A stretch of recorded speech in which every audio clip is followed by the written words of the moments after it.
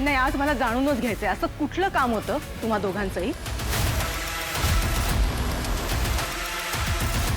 केदार, बाबांच्या तब्येतीपेक्षा महत्वाचं असं कुठलं काम होतं ज्यात तुम्ही दोघंही बिझी होतात? आजपर्यंत प्रत्येक वेळेला तुम्हा दोघांची बाजू घेत आली, मी तुमचं कौतुक करत आली, पण आज नाही. तुम्ही आज जे बेजबाबदारपणे वागलात ना, त्याच्यामुळे दया काकांच्या जीवावर बेतलं असतं. कळतंय का तुम्हाला? कुठे होतात? अरे सांगा ना, कुठे गेला होतात? फिरायला? फिरायलाच गेले असणार मम्मा. बरोबर बोलताय तुम्ही. दिवसभर फिरून पोट नाही भरलं तर रात्रीही फिरायला गेले. प्रेम उतू चाललंय ना एकमेकांवरचं. कुठे गेला होतात? अशा वेळी भाऊजींना तुम्ही सोडून गेलात ना, हे खरंच चुकलंय तुमचं.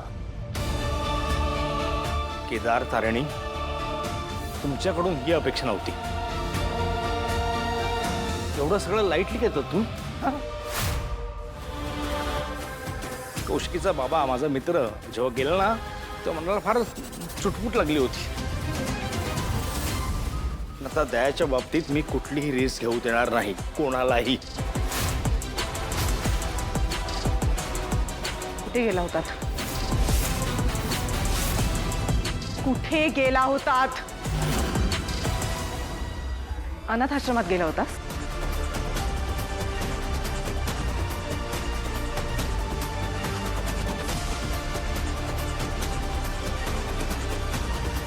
फोन लाव.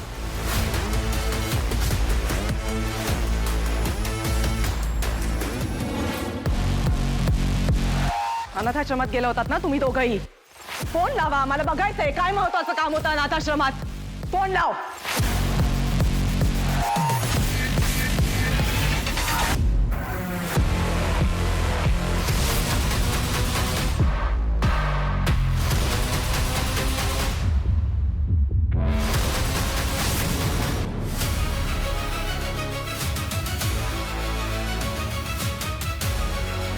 स्पीकरवर टाक.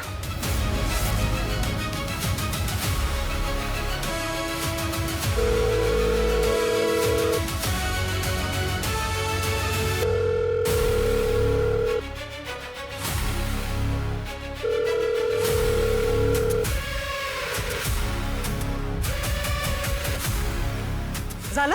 मी काय म्हणाले होते? फिरायलाच गेले असणार हे. अनाथ आश्रमात खरंच जर काही काम असतं तर तिकडे माणसं जागी असती आणि एकाने तरी फोन उचलला असता. नाही, खोटं बोललात तुम्ही.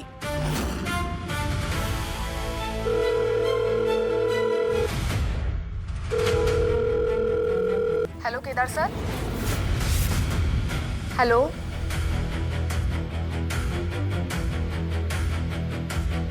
हॅलो. सर, हां, तुम्ही आणि मॅम आलात म्हणून बरं झालं. ती मुलगी आता बरी आहे आणि तुम्ही काळजी करू नका. बाकीची मुलं पण झोपलेत आता इथे. हॅलो.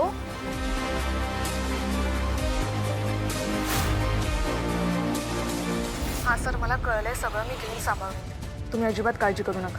तुला नीट समजलंय काय बोलायचंय ते? हो. थँक्यू.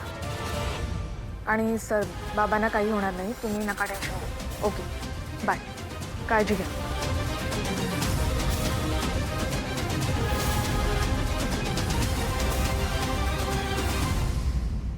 अरे इथे घरात वडील आजारी आहेत आणि तुम्ही काय बाहेर दुनियादारी करायला गेला होता? तिकडे खूप अर्जन्सी होती काकू, म्हणून. कसली अर्जन्सी? हा, कसली अर्जन्सी? काय ग कौशिकी? अगं, काम आणि कुटुंब यामध्ये तू कायम कुटुंबाला प्राधान्य देत आलीस. मग यांना सांगितलं नाहीस का कुठल्या गोष्टीला प्राधान्य द्यायचं ते? आणि तू काय म्हणाला होतास काल?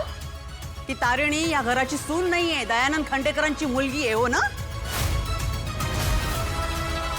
मग काय ग, तुझ्या वडिलांना, माधवरावांना जर बरं नसतं तर त्यांना असंच टाकून गेली असतीस अनाथ आश्रमात कामं करायला?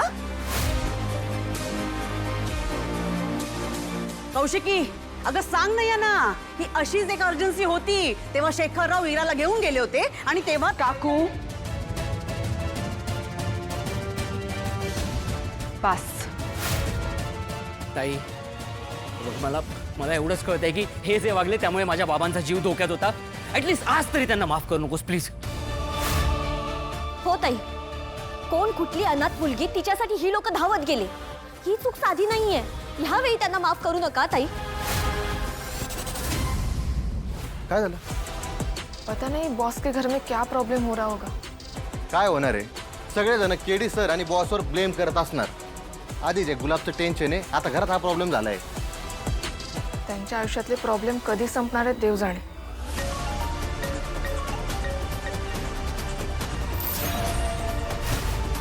काय झालंय?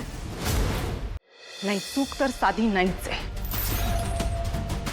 कारण काहीही असो, तारणी, केदार, तुम्ही दोघंही चुकलेला आहात. निघून गेलात दया काकांना तसं सोडून. कोणाला विश्वासात घेऊन काही सांगावंच वाटलं नाही की तुम्ही कुठे चाललाय. गृहीत धरलत की तुम्ही वेळेत परत याल. इतक्या वर्षांनी तुझे बाबा तुझ्या आयुष्यात आलेत ना केदार. तुम्हा दोघांचं नातं काय आहे, त्याच्यामध्ये काय प्रॉब्लेम होते हे मी वेगळं सांगायची गरज आहे का?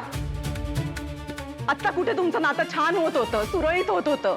त्यांची तब्येत बरी नसताना तू त्यांना सोडून गेलास. इंजेक्शन द्यायला उशीर झाला असता तर काय करणार होतात तुम्ही?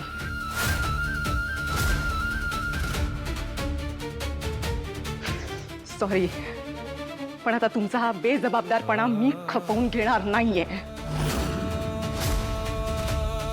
मी तुमच्यावर कित्येक वेळा विश्वास ठेवलाय, पण या वेळेला मी तुमच्यावर विश्वास ठेवणार नाही. माझ्यात ती ताकदच नाहीये आता. त्यामुळे मी एक निर्णय घेतलाय.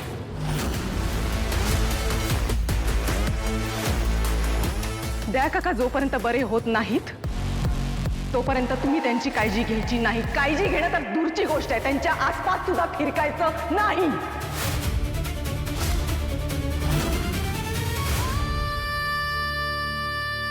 ताई नाही. नो. कौशिकी अगं पण कामत काका प्लीज, त्यांच्याकडनं खूप मोठी चूक झाली आणि त्याची जाणीव त्यांना व्हायलाच हवी.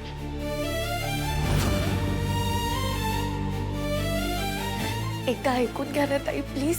मला जे सांगायचं होतं ते मी सांगितलंय आणि माझा निर्णय फायनल आहे. दया काकांची काळजी घेण्यासाठी मी आहे, घरातले सगळे आहेत, पण तुम्ही दोघांनीही दया काकांच्या जवळही जायचं नाही. येस, आम्ही घेऊ काळजी. ओके. कळलं?